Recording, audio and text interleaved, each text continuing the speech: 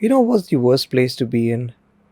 When you are charismatic and poor at the same time.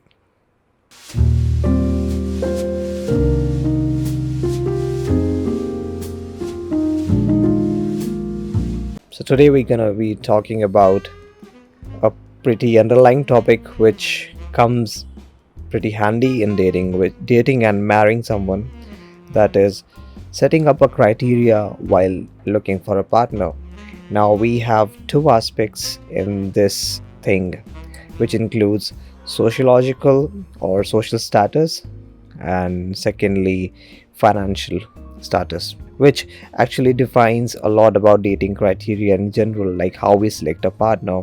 Because these two things, the sociological and financial aspects, these things include some major building blocks of a relationship, which includes future goals, your ethics, standard of living, and affordability. These four things, which are really important as a sociological and a financial aspect. I'm just trying to repeat this thing because you will understand in the later part of the video.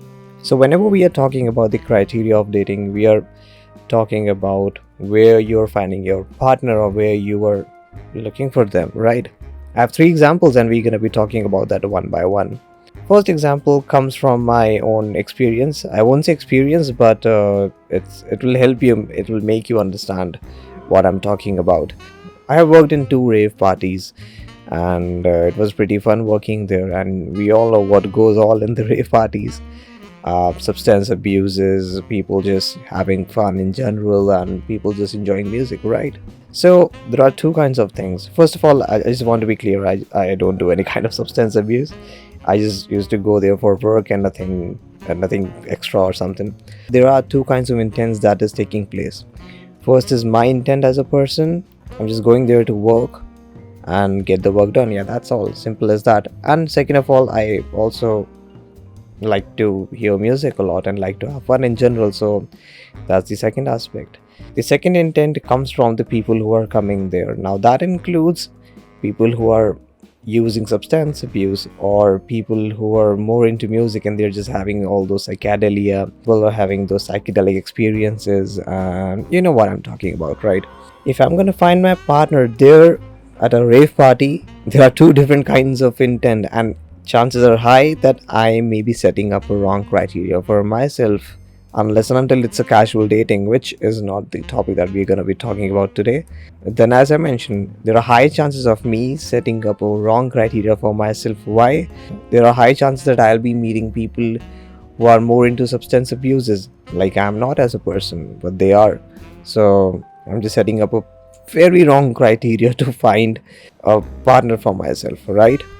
Second example comes from dating sites, and I usually tell these people that whenever you are going on dating sites, expect that you will be judged as a person for 3 seconds, and that's why you have to show good looking as possible. Because see, the criteria of dating site is based on looks.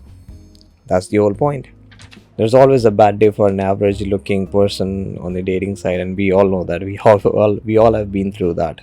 The same loop of underestimating yourself, your looks, yourself in general, basically, and the off-centered reality of supply demand.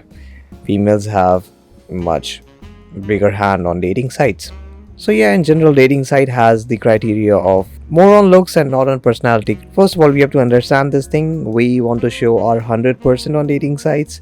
As I mentioned it before, you have 3 seconds to be judged. So don't we all want to show the perfect of ourselves? Third instance. So let's take an example. You're a charismatic guy and you're just trying your luck. Uh, you're just trying your luck in the club or a nightclub. And by charismatic, I don't mean outgoing. By that, I mean you're trying your luck to find a partner in the club. And yeah, so you entered the club, you met a lady, you had a good time with her, and you found the perfect one for yourself. You started dating. Turns out that she has far more spendings than your own. That comes to our factor that we are talking about, which is affordability, the criteria we are setting up. I'm just trying to tell you one thing from these examples, that is, look within yourself, look within your own boundaries, and just try to understand this one thing, that just don't go above your status if you're just trying to date someone. Let me tell you, it's pretty easy to get someone, but it's very difficult to maintain. Just be honest with yourself, and there's nothing wrong with clubs, and there's nothing wrong with rave parties in general, or the examples that I gave, but there's something wrong with you, because the criteria that you're looking for, that is wrong. You are the wrong one who's looking at the wrong place. Let's be honest to that. And sadly, our male peers do that more because we know how we all work, right? Females obviously look for more strong background, and we also know that. But anyhow, if you get a girl who is, far above you, above your affordability, yeah, it's easy to get, but difficult to maintain. You'll have problems in future because you won't be able to maintain her needs and affordability in general. There's a reason behind this, because we all come from different walks of life, and we all have different habits, and we all have different status, we all have different mundane daily life, and that's why we all are different. But we have to also understand this one thing, that we all have different kinds of affordability. Some people afford less, some people are able to afford more, and by that I don't solely mean money. The affordability of time, the affordability of money, the affordability of you as a person, and changing that is very compromising, and I would not recommend that. So yeah, that is up for today, and I'm gonna see you around.